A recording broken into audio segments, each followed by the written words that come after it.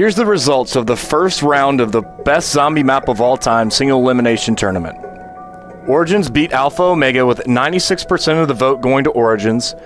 Buried beat the Giant with 64% of the vote going to Buried. Shadows of Evil beat 5 with 58% of the vote going to Shadows of Evil. Mob of the Dead beat Die Rise with 88% of the vote. D Machine beat Transit with 62% of the vote going to D Machine. Kino der Toten beat Voyage of Despair with 94% of the vote going to Kino der Toten. Der Eisendrache beat Moon with 63% of the vote going to Der Eisendrache. And lastly, Call of the Dead beat Ascension with 59% of the vote going to Call of the Dead. So that sets up our quarterfinal matchups, where in our first matchup we have Origin versus D Machine. Our second matchup we have Buried versus Der Eisendrache. Our third matchup we have Call of the Dead versus Kino der Toten. And our last quarterfinal we have Shadows of Evil versus Mob of the Dead.